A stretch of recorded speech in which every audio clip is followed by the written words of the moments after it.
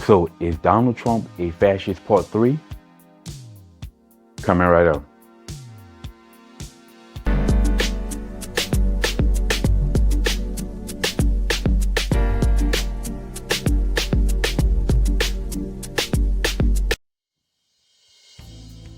What's up, y'all? Welcome back to Conversations Like Your Reason. And as always, I want to say thank y'all for joining me today. So this is my part 3 of a 3-part series of asking the question, is Donald Trump a fascist? Because we know that the left keep labeling him as a fascist and demonizing him as a fascist. But the question is Donald Trump a fascist based off of every meaning that I can find on what fascism is? Now, in this video, I'm going to go through a lot. I'm going to go through faster because now I'm going to address with the 14 characteristics of a fascist. Again, since it's 14 points, I got to go through them fast because I like to keep my videos short and sweet and concise to the point. I don't like to have long drug on videos that's 20 minutes video that could be 2 minutes. I like to get straight to the point. So anyway, so let's go into these 14 characteristics of a fascist once again to see if they fit Donald Trump. Now, point number 1, a cult of tradition. The cultural synchronicity and the rejection of modernism. I can say that probably fit Donald Trump. Trump, I would say he's more of a traditional person. Now, some people will say he's not. They attack him, the fact that he married multiple women.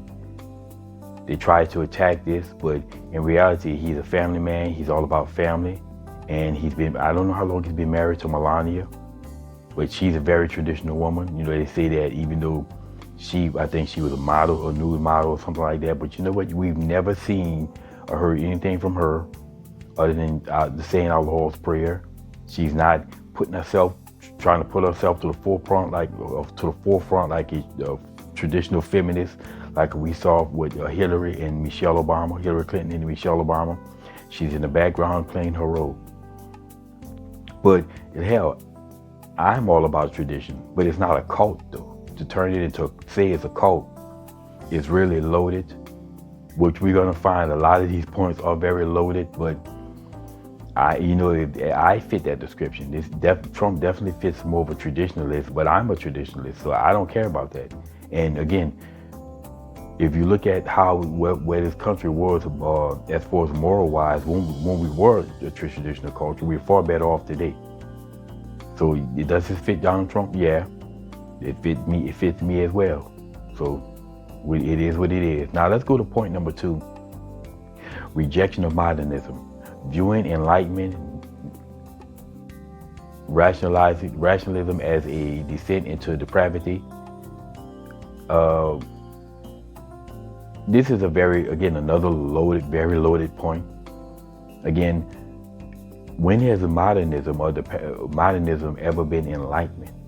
It's not enlightenment, it is depravity. So you're telling me that enlightenment is a decline into depravity, which this country has been in decline. The more modern we got, the more we decline into depravity. We see STDs on the rise, broken homes, broken families, lower marriage, lower replacement rates.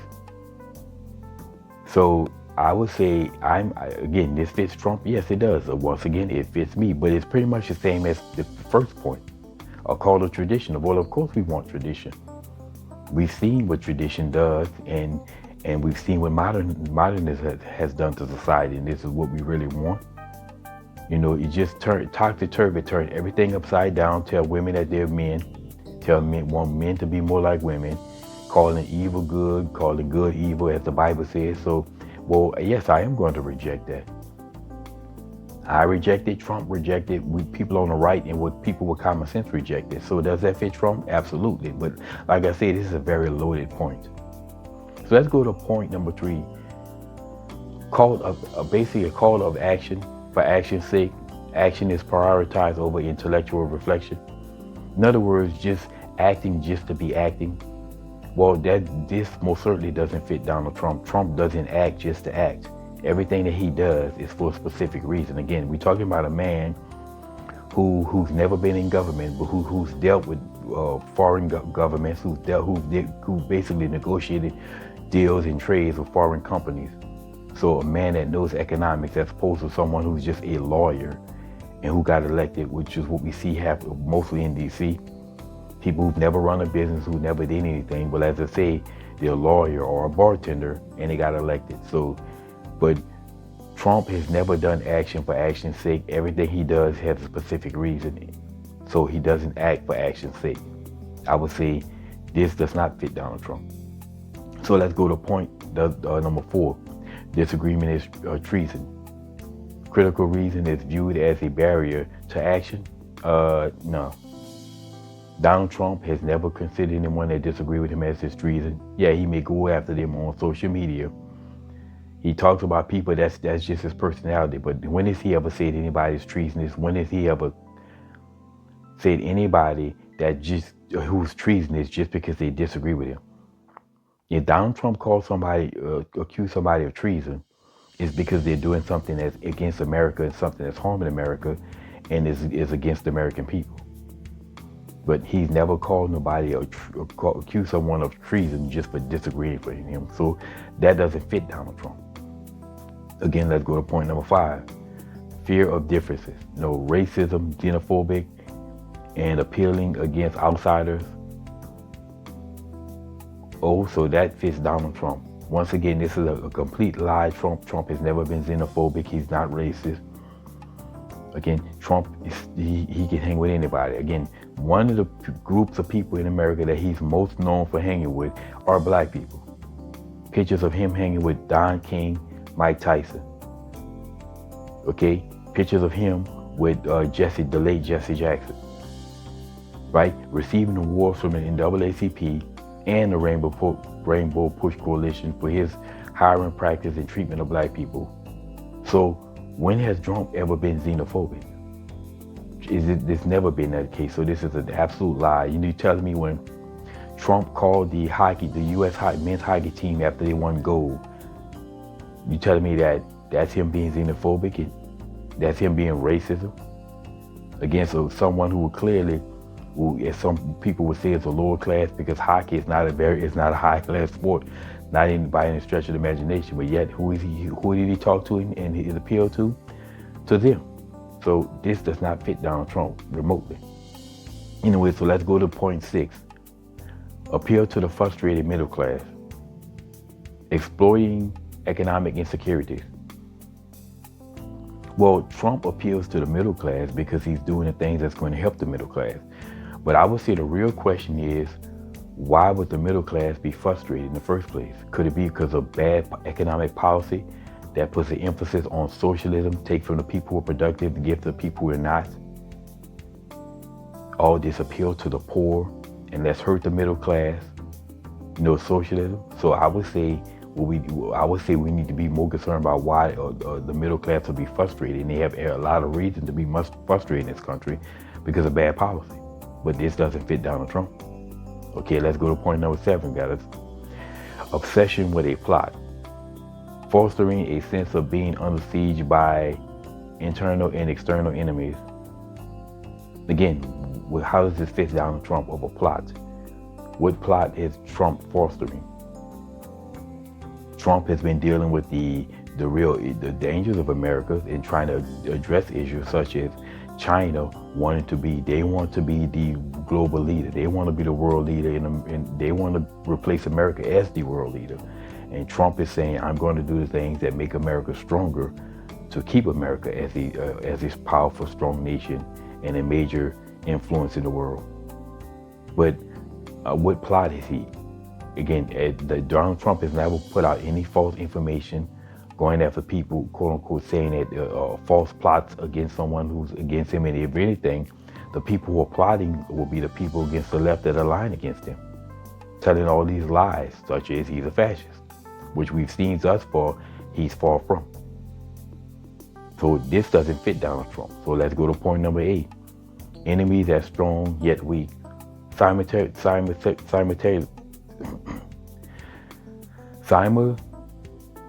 Basically, at the same time being humiliated by and superior to the enemies. Again, is this Donald Trump? If you want to say that, Donald Trump has always fostered this ideal of American exceptionalism, that we're exceptional. Okay, and but has he ever say that any enemy out here is superior to us? I never heard Trump say this. So honestly, this just doesn't fit Trump. I mean, completely. But he believes in America is exceptional. But I've never heard him saying that someone is superior to America. I've heard him address all the deficiencies in this country that we need to, the things that we need to stop doing to be a stronger influence and stop the decline in America. But saying that someone is superior to us, the enemy is superior to us, I never heard Trump say this. So for the most part, no, this doesn't fit Donald Trump. Okay, let's go to point number 9 now. Pacifism is the trafficking with enemy. The enemy, again, some of these points are just, again, doesn't make any sense, but basically says that life is viewed as a permanent warfare. Once again, Trump has been a president that's been getting us out of a lot of these wars. You know, stopping the militarization of America. Stop using our military to do stuff that doesn't benefit America and just to be bombing people. Trump is the one that's been stopping it. So that doesn't fit him at all. Trump is not the one that has viewed life as permanent warfare. You never saw this. But maybe warfare economically, and we're not going to allow people to keep doing things that's going to hurt us economically in America. But warfare, no. So this doesn't fit Donald Trump. So let's go on to point number 10. Temp for the week. Again, these points, the basis of them doesn't make any sense. An elitist, and a populist to stand for those who's viewed as inferior. Trump has never done this. As I said, Trump has sat down with anybody. Trump will sit down with anybody, and he can get along with anybody. Regardless if you are high class or you consider lower class, Trump gets along with everybody, and he will bring people on and give people views to talk, such as the black female. I can't remember where this was, but the black female who lost her grandson, and she brought him up and let her speak. Trump has always done this, so this doesn't fit Trump at all. Trump, again, despite being a billionaire, does not have an elitist mentality, not at all, and he's never had. Despite his faults, he never had an elitist mentality.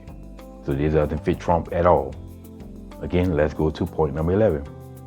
Everybody is educated to become a hero. Again, these points don't make a whole lot of sense. But it says the glorification of death and sacrifice for the nation. When has Trump ever glorified people dying for the nation, or telling people to go out and die for the nation? In other words, he basically glorified and give due diligence to our servicemen who lose their lives, which we should do, and we do it every Memorial Day. Again, people who still know what Memorial Day means, but Trump has never glorified this. If someone loses a family member in service, he will call those family members and issue a heartwarming apology and everything that he would do for those people. But I never heard Trump glorifying that. He honors those who lost their lives, but he doesn't glorify it. So that's not Trump. Matter of fact, I can't think of any president of the United States who ever glorified the death that you sacrificed for the nation. I can't think of any president who glorified it. So I don't think this fit anybody in America, to be honest with y'all, that I can think of. Now let's go to point number 12, machismo and weaponry, disdain for women and non-conformist sexual habits. Again, that's very loaded. A lot of these things just don't make any sense. Trump does not have a disdain for women. He never displayed a disdain for women. He stands for what's right and good traditional values. We know the fact that men and women have played different roles throughout history for a reason, because they were designed this way. But he does not have a disdain for women. There's no evidence that Trump have a disdain for women. And there's, again, sexual habits. What sexual habits? I mean, I would say the biggest problem we have with sexual habits in a way is very loose women. That's the sexual habits that needs to be addressed. But Trump, this doesn't fit Donald Trump. Now it's just starting to get ridiculous now, these points. So just as we go deep into these points, it just gets more and more ridiculous and more nonsensical and laughable. Anyway, so let's go to point 13. Selective populism. The people are a monolith and the leader is the interpreter. Well, I can tell you one thing about people on the right, the people who voted for Trump. We are absolutely far from a monolith. Everybody has their own mind. Now, we may sound alike, but we all have our own mind, and we all think out, and we all came to our conclusions by thinking, especially people on the right who are black. If a black person is conservative, they've thought. Because typically, a typical black person in America, you grow up as I've said, indoctrinated until we vote for Democrats. Democrats good, Republicans bad, and black folks have been indoctrinated into this. So if you are a black person and you are conservative, you have to do a lot of thinking to come to that point. So that is absolutely far from being a monolith. And again, conservatives are the ones that always have the facts, evidence, and data. And we have our viewpoint based off that evidence and data, and not being being a puppet and told what we must think, like we see on the people on the left. Once again, they told those people Trump is a fascist, and then they just started repeating it like they know what fascism is. So I would say this is more we see on the left, but it's not Donald Trump, not even remotely close to being the case. And then the last one, basically part 14, is fascism speak or news speaking, limiting critical vocabulary to restrict complexity of thought. This is something that they get from the book 1984 by George Orwell, the novel. And in newspeak, basically what they do is control vocabulary, limit vocabulary, and keep it very limited for people who are very, as a means of keeping the people who are controlled very limited. You don't need to know a whole lot of vocabulary, and let's limit what they know, and let's limit what they can speak. Trump has never done this. When has Trump ever limited any critical vocabulary or tried to restrict anybody, any type of thought? Trump has never done this. Not remotely close to being the case. Matter of fact, who is it the ones that's always trying to control speech? The left, not Trump. So we went through that's all 14 of the characteristics of a fascist. We went through all 14, and I would say of the 14, maybe 4 of them fit Trump, but I can tell you absolutely 10 of them does not fit Trump. So does it sound like Trump is a fascist? Again, and this has to be a more in-depth breakdown because we're dealing with 14 points here. But is a fascist a person who fits 4 out of 14, which means that 10, the majority of the points that doesn't fit. So as we're starting to see here, Donald Trump is not a fascist and is far from a fascist because he doesn't even fit the definitions and label of a fascist, and most of these are labels that leftists have come up with. And as I say, a lot of them are just loaded nonsense. But regardless, he just doesn't fit, and he doesn't fit them like talking about it. So if it doesn't fit, you must acquit, and Trump must be acquitted of this nonsense of calling him a fascist when clearly he doesn't fit what a fascist is. But of course, obviously, the left will move the goalposts and try to make him fit it, but he doesn't. That's just what it is. We've went through each and every one of these in depth. And Trump does not he sounds like he's anything but a fascist, or far from a fascist. As a matter of fact, leftists seem more like fascists than Trump is.